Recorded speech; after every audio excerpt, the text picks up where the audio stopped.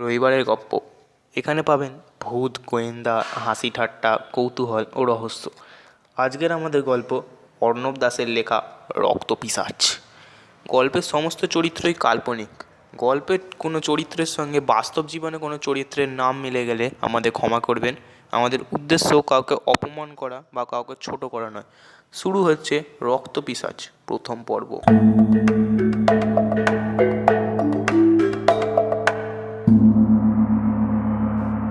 সায়ক ও অর্জুন খুব ভালো বন্ধু। দুজনে একই স্কুলে একই কোচিংয়ে পড়ে। তারা খেলাধুলাতেও খুব ভালো। এই দুই বন্ধু এখন যাচ্ছে মৃণাল স্যারের কোচিংয়ে। রাজীব বলে উঠল, ওই সায়ক, স্যারের হোমওয়ার্কগুলো তো করা হয়নি, কি হবে এবার? স্যার নিশ্চয়ই বেদ দিয়ে মারবে। সায়কের মনে পড়ল আগের দিনের কথাটা। আগের দিন অর্থাৎ গত বুধবারই স্যার বলেছিল, আগামী শুক্রবার যদি তোদের হোমওয়ার্ক না পাই তাহলে বেদতে মেরে লাল করে দেবো, বুঝেছিস? ওই সায়ক, কি এত ভাবছিস রে? এসেই তো গেলাম। আমিও স্যারের হোমওয়ার্ক করেছি নাকি? এবার কি হবে? পেয়েছি পেয়েছি পেয়েছি। কি রে, কি এখন আবার পেলি? চ আমরা কোচিংয়ের পিছনটা গিয়ে দেখি। স্যার যদি প্রথম 15 জনের হোমওয়ার্ক নিয়ে নেয় তাহলে আর ভয় থাকবে না, কারণ শেষে আর তিনি কারোর হোমওয়ার্ক দেখে না। কিন্তু স্যার যখন আগের দিন অত করে বলল আমাদেরকে হোমওয়ার্কগুলো করে নিয়ে যেতে, তাহলে নিশ্চয়ই কোনো কারণ আছে। যত গিয়ে দেখা যাক। তারপর সায়ক ও রাজীব কোচিং ঘরটার পিছন দিকে যেতে লাগলো। এই ঘরটা মৃণাল স্যার ভাড়ায় নিয়েছেন। এইটা স্যারের বাড়ি নয়। ঘরটার পিছনে গিয়ে রাজীব ও সায়ক যা দেখলো তা হয়তো পুরোপুরিভাবে বর্ণনা করাও কঠিন। ওরা দেখলো যে মৃণাল স্যার টিকটিকির মতো দেয়ালে হাঁটছেন এবং তিনি উপর থেকে নিচের দিকে নামছেন। স্যারের চোখ দুটো পুরো সবুজ। মনে হচ্ছে স্যারের চোখের ভেতরে সবুজ লাইট জ্বলছে।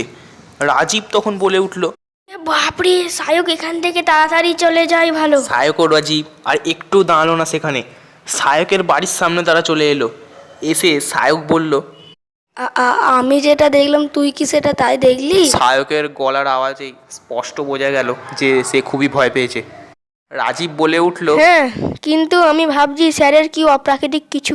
যাই হোক, এখন তুই বাড়ি যা। শোন, এসব কথা কাউকে বলবি না। রাজীব বাড়ি চলে এলো। বাড়িতে সে কাউকে বলল না মৃণাল স্যারের ব্যাপারটা। সায়ক ও রাজীব আবার সোমবার পড়তে গেল, কিন্তু স্যারের মধ্যে অস্বাভাবিক কিছুই দেখতে পেল না। কিন্তু একটা জিনিস খেয়াল করলো রাজীব। দেখলো যে ইমন পড়া না পারলে ওকে স্যার খুব বকেন, কিন্তু আজ ইমন অঙ্ক পারছে না। স্যার ওর কাছে গিয়ে ইমনের ঘাড়ে হাত বুলিয়ে দিচ্ছে আর বলছে, ইমন, বুঝতে পারছি না, অঙ্ক চেষ্টা কর, পারবি, ঠিকই পারবি। পৃথিবীতে অসম্ভব কিছুই নেই, তাই চেষ্টা কর।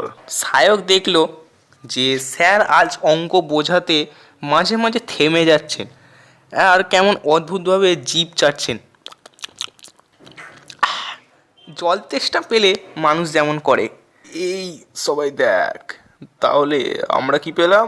এ প্লাস বি তার whole square equals to A minus B তার হোল স্কোয়ার। ও হ্যাঁ, কি বলছিলাম? হ্যাঁ, এ প্লাস বি তার whole square equals to A minus B তার হোল স্কোয়ার প্লাস 4ab। এটা রূপান্তরের সূত্র, ঠিক আছে? কোচিং শেষ হওয়ার পর সায়কের সাইকেলের পিছনে বসলো ইমন। ইমনের বাড়িটা ওই কোচিং আর সায়কের বাড়ির মাঝামাঝি জায়গায়। আজ ইমন সাইকেল আনতে ভুলে গেছে। ইমনের বাড়ি যাওয়ার আগে একটি দোকান পড়ে। দোকানটা দেখিয়ে ইমন সায়ককে বলল, দাঁড়া, কাল স্কুলে টিফিনের জন্য কেক প্যাটিস নেব। আমি হেঁটে চলে যাব এইটুকু রাস্তা, তুই চলে যা। আচ্ছা ঠিক আছে, সাবধানে বাড়ি যাবি। পরের দিন সায়ক ও রাজীব দুজনে স্কুলে গেল, কিন্তু ইমন এলো না। সায়ক ভাবলো হয়তো ইমনের শরীর খারাপ হয়েছে বা কোথাও গিয়েছে। সায়ক বিকালে ক্রিকেট খেলতে গেল। যখন সায়ক ক্রিকেট খেলে ফিরল তখন ওর বাবা জানালো ইমনের বাড়ি থেকে ফোন করেছিল যত তাড়াতাড়ি সম্ভব রাজীবকে নিয়ে যেতে হবে ইমনের বাড়ি। সায়ক তখনই রাজীবকে ডাকতে চলে গেল। রাজীবকে নিয়ে ইমনের বাড়িতে এলো। ইমনের ঘরে গিয়ে দেখলো ইমন খাটে শুয়ে আছে। রাজীব আর সায়ককে দেখা মাত্রই উঠে বসে ইমন বলল, কাল যখন সায়ক আমাকে ওই দোকানে নামিয়ে দিয়ে চলে গেলি, আমি দোকান থেকে কেক নিচ্ছি, এমন সময় পিছন থেকে মৃণাল স্যার ডাকলো। ইমন, ইমন, হে ইমন। আমি গেলাম মৃণাল স্যারের কাছে। স্যার আমায় বলল, কি কিনছিস কিনে নে, তারপর আমি তোকে তোর বাড়ি অবধি দিয়ে আসি। হ্যাঁ, আমি সাইকেল নিয়ে যাইনি, সায়ক আমায় ছেড়ে দিয়ে গেছিল। মৃণাল স্যার যখন বলল আমায় বাড়ি অবধি ছেড়ে দেবে, তো তখন আমি আমার জিনিস কিনে স্যারের সাইকেলে উঠে বসলাম। যখন মিত্তিরদের বাগানের মধ্যে দিয়ে যাচ্ছি, তখন স্যার সাইকেলটাকে থামিয়ে দিয়ে আমায় বলল, ইমন, তুই সাইকেলে ক্যারিয়ারে বস। আমি তখন কেমন একটা ঘোরের মধ্যে ছিলাম। আমি অনুভব করছিলাম আমার ঘাড়ে খুব ব্যথা করছে। ওই ব্যথাটা বাদে আর কিচ্ছু কানে শুনতে পাচ্ছিলাম না, বুঝতেও পারছিলাম না।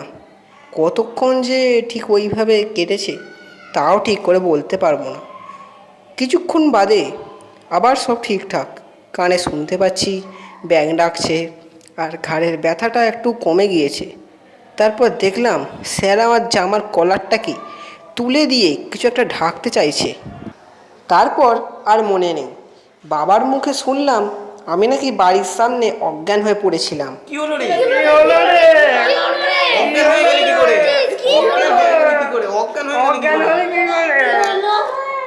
কি হলো ইমনে জানবার জন্য শুনতে হবে রক্ত পিশাচে দ্বিতীয় পর্ব, ঠিক পরের রবিবার আসবে এই চ্যানেলে, অর্থাৎ রবিবারের গপ্প।